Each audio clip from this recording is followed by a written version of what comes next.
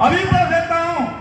तो पंडित नीलकंठ ने कहा कि मेरे पास इनका कोई जवाब नहीं है और मैं आज ही सनातन धर्म को छोड़ करके ईसाई मत को, ईसाई मजहब को स्वीकार करता हूं। और याद रखना माता बहनों, केवल नीलकंठ ही ईसाई नहीं बना था, उसका पूरा परिवार ईसाई बना। और केवल पूरा परिवार ईसाई नहीं बना था, हजारों की संख्या में जो उसके भक्त थे वे भी बोलो ईसाई बने। जब स्वामी दयानंद से मिलन होता है पंडित नीलकंठ का, ऋषि दयानंद जो है ईसाई मतों पर खंडन कर रहे हैं, स्वामी दयानंद इस्लाम धर्म पर खंडन कर रहे हैं। और सत्संग में आने का मौका उस नीलकंठ को मिल गया जो कभी सनातनी पंडित हुआ करता था, लेकिन पादरी के भेष में वो आता है और स्वामी दयानंद के चरण स्पर्श करता है।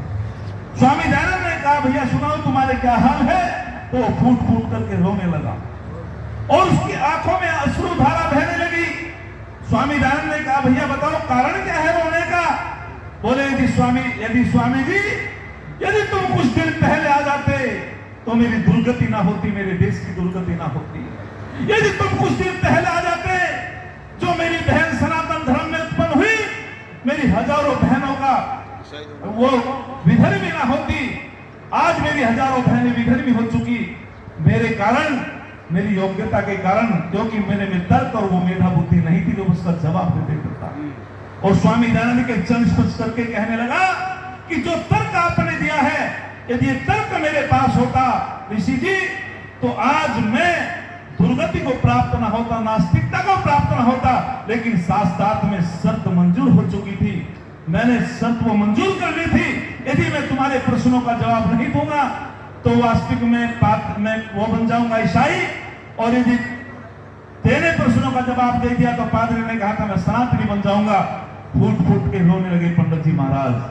तो ऋषि दयानंद ने कहा कि कोई बात नहीं, आप हमारे संपर्क में आओ और हम तुम्हें और तर्क देंगे।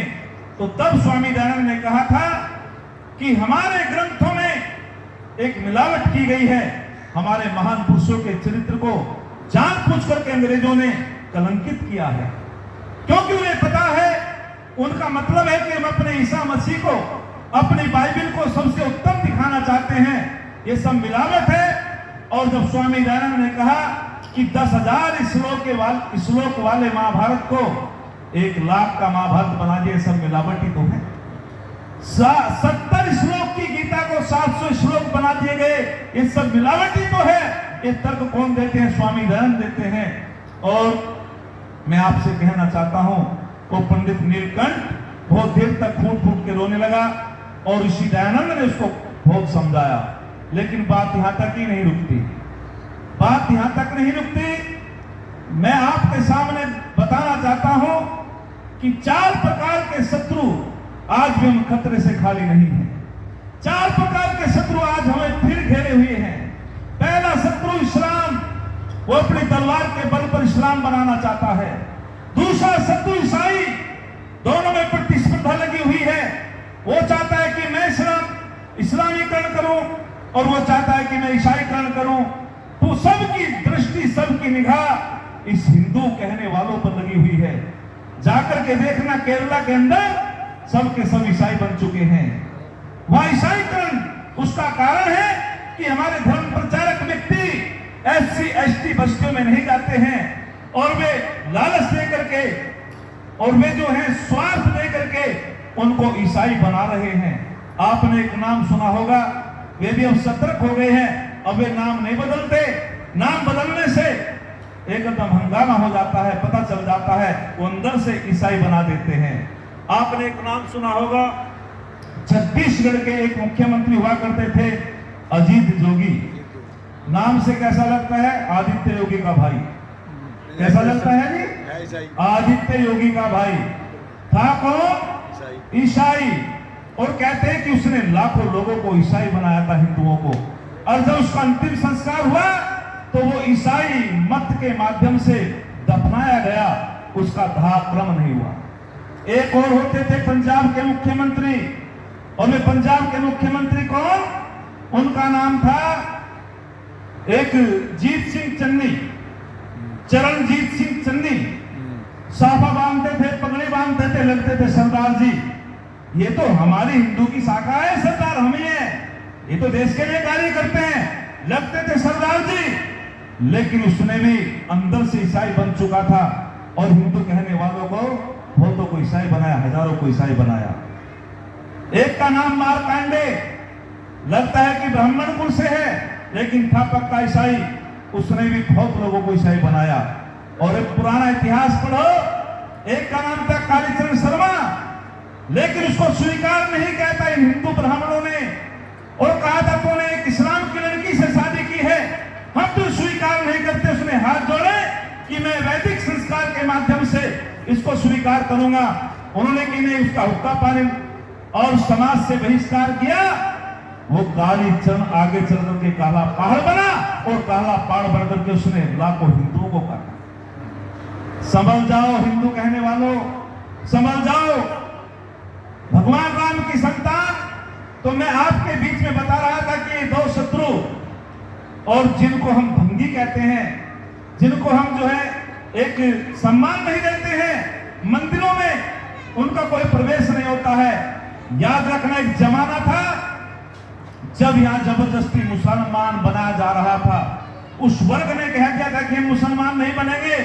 उन्होंने कहा मुसलमान नहीं बनोगे तो आप हमारी बेगम का मन उठाओगे।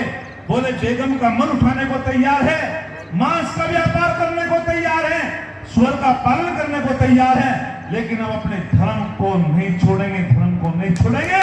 ये ताली बजा करके मेरा तो समर्थन कर दिया, लेकिन उन भाइयों को जा करके उनका भी समर्थन कर देना चाहिए, अन्य हम खतरे से खाली नहीं है। और वे बेटियां, उनकी बेटियां, जमाना था वो, हमारी दादी परदादी अनपढ़ क्यों, बाल विवाह क्यों होते थे, रात्रि में शादी क्यों होती थी, एक मजबूरी हो गई थी।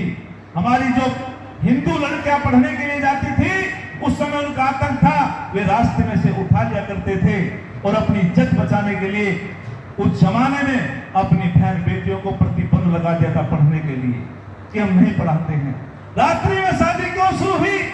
रात्रि में शादी इसलिए शुरू हुई, जब दिन में शादी होती थी उन लोगों को पता चल जाता था, तो वे शादी के बीच में से हमारी बहन बेटियों को उठा करके ले जाते थे। फिर छुप छुप के शादी करना शुरू किया। आज भी दक्षिणी भारत में रात्रि को शादी नहीं होती, उत्तर भारत में रात्रि को शादी होती है। मैं आपसे पूछना चाहता हूं, देश तो एक ही है, लेकिन ऐसा क्यों? क्यों जी? किया कभी चिंतन? दक्षिण भारत में आज भी दिन में शादी होती है और उत्तर भारत में ज्यादातर रात्रि में शादी होती है। दक्षिण भारत में मुगल नहीं गए, दक्षिण भारत में उनका आतंक नहीं था, इसीलिए उन्होंने जो है अपनी वैदिक परंपरा को वे निभा रहे हैं, वे दिन में ही शादी करते हैं। उस अंध परंपरा को आज भी हम नहीं छोड़ पाते हैं। तो मैं आपसे कहना चाहता हूं, उन्होंने अपने धर्म को बचाने के लिए, जिनको हम भंगी कहते हैं, वाल्मीकि कहते हैं, उनकी बेटियों ने स्वर पाला, क्योंकि वे स्वर से चिढ़ते थे मुसलमान लोग। और जो बेटी स्वर के तिलक लगाती थी, उस बेटी को भी फिर वे क्या कहते थे कि ये हम इसको स्वीकार नहीं करेंगे, ये तो नापाक हो गई, ये पाक नहीं है। और जब जब भी देश संस्कृति पर आक्रमण, जब जब भी हानि हुई है, ये हमारे भाई ये सीना तान करके हमारे से आगे खड़े हो जाते हैं। मैं कहना चाहता हूं, हम सब ऋषियों की संतान हैं, जब तक हम उन्हें नहीं अपनाएंगे, यदि हम निश्चित रूप में अपने लोगों का सम्मान नहीं करेंगे, जो हमारा मोहनदास है, और उस मोहनदास को मंदिर में नहीं आने देंगे, उस मोहनदास को यज्ञ में आमंत्रण नहीं देंगे, उस मोहनदास को अपना भाई नहीं कहेंगे, वो मोहनदास फिर मोहम्मद बन करके तुम्हारे बार के आके झाड़ू लगाने नहीं आएगा, बल्कि तलवार लेकर के तुम पे हमला करने के लिए आएगा। ये आरएसएस का लड़का